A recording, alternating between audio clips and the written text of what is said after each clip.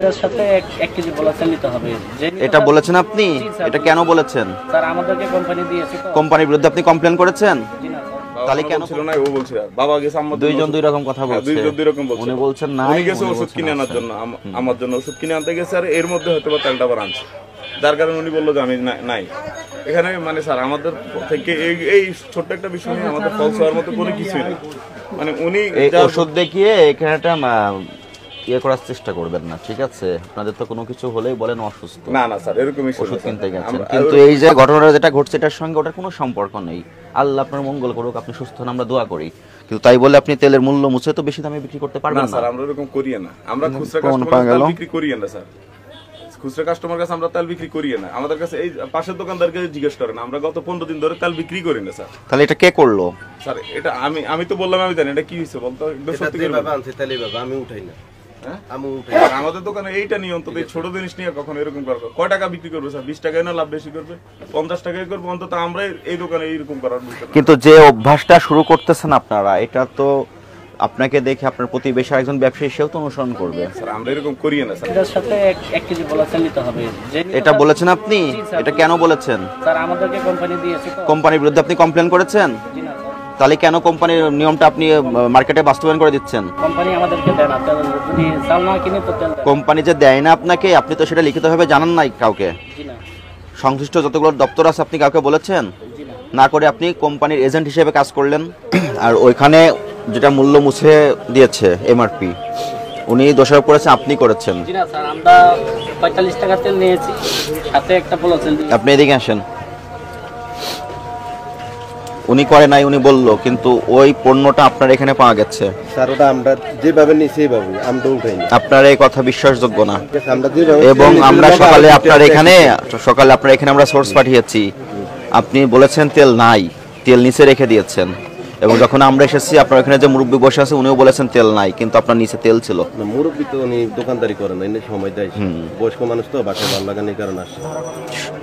তেলের বোতলের সর্বোচ্চ খুচরা বিক্রয় মূল্য মুছে দেওয়া এবং তেল থাকার পরও বাজার কৃত্রিম সংকট তৈরি করা।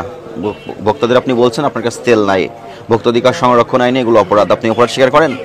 এখন আমার কাছে তো আমরা তো যে আসে তেল দিই, আমার কাছে রাত 2-3 পিস। আপনার দোকানে যে বোতলটা পাওয়া গেছে সেটা সর্বোচ্চ খুচরা বিক্রয় মূল্য মুছে দেওয়া হচ্ছে। ওটা স্যার ওটা আমরা বলতে পারবো না, আমরা যেভাবে নিই সেইভাবেই ইয়ে করছি, ঠিক আছে? ওর দোকানটা বন্ধ করে দাও।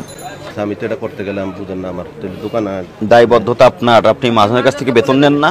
হ্যালো, প্রথমত ওনার কাছে তেল ছিল, 15 লিটার তেল ছিল, উনি বলেছেন তেল নাই।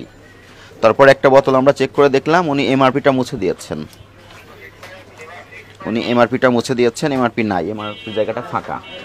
যখন ওনাকে জিজ্ঞাসা করলাম এটা কেন করেছেন, তখন উনি অস্বীকার করলেন এবং বললেন যে আমি যেখান থেকে নিয়ে এসেছি উনি করেছে। ওনাকে সঙ্গে করে বোতলকে নিয়ে ওখানে গেলাম, যার পর দেখলাম এই ব্যাচের তেল ওনারা কোনো এমআরপি মোছে নাই। এখানে আসার পর এমআরপিটা মোছা হয়েছে। উনি যদি স্বীকার করে ওনাকে আমরা ক্ষমা করব, ভবিষ্যতে কাজটা করতে নিরুৎসাহিত করব, ঠিক আছে? আর যদি আপনারা এটা সহজে স্বীকার না দেন আমরা এটা আরো তদন্ত করব এবং সেই সময় পর্যন্ত আপনাদের প্রতিষ্ঠান বন্ধ থাকবে। স্যার আমি একটু বলি। বলেন। স্যার আমরা এই গত 15 দিন ধরে আমরা কোনো তেলে রাখি না। আমাদের রেগুলার যে রেস্টুরেন্ট কাস্টমার গুলো আছে, আমরা বেসিক্যালি হচ্ছে আমরা রেস্টুরেন্ট কাস্টমার বেশি আমাদের। আমরা তখন কি করি, কাস্টমারের জন্য তেলগুলো আমরা এখান থেকে এনে দিই। আমাদের দোকান অন্য একটা তেল নেই, এখান থেকে যে দোকানগুলো তেল বিক্রি করে ওদের থেকে এনে দিই। মানে এখান থেকে এনে আমরা দিয়ে দিই। আমাদের দোকানে গত 15 দিন ধরে আমরা কোনো স্টক তেলে রাখি না, তেলের ক্রাইসিসের জন্য। ইভেন গতকালকে আমি হচ্ছে গিয়ে আপনার হচ্ছে সিটি কোম্পানির মানে তীর গ্রুপে হচ্ছে গিয়ে তেলের অর্ডার করছিলাম, ময়দা সহ তেলের অর্ডার করছি। ওরা আমাদেরকে তেল দেয় নাই, তেলের জন্য বলছে যে তেলের সাথে পোলাও চাল নেওয়া লাগবে। কে বলেছে? সিটি কোম্পানি আছে, উনি এখানে নিয়ে আসতে পারবেন একটু? ডিলার আছে এখানে, ওনার নাম্বার আছে, ফোন দেয় ওনারে, ফোন দেন, ঠিক আছে? যার কারণে আমি তেল রাখি না, কালকে তেল রাখি না। এখন আমাদের কোনো কাস্টমার আসে, মানে আমাদের রেস্টুরেন্ট কাস্টমারগুলো আমাদের প্রত্যেক দিনে হোয়াটসঅ্যাপে আমাদেরকে লিস্ট পাঠায়। আমরা ওই কাস্টমারগুলো আপনারা রেস্টুরেন্টে বিক্রি করেন, এই জন্য এমনি কনজিউমার আসলে বলতেছেন নাই, আমরা বিক্রি করতেছি না। কারণ হচ্ছে গিয়ে একে তো হচ্ছে প্রাইস নিয়ে সমস্যা, তারপর হচ্ছে সাথে শর্ত থাকে। ওদের কাছে কত করে বিক্রি করেন রেস্টুরেন্টে? 50 টাকা করে বিক্রি করি।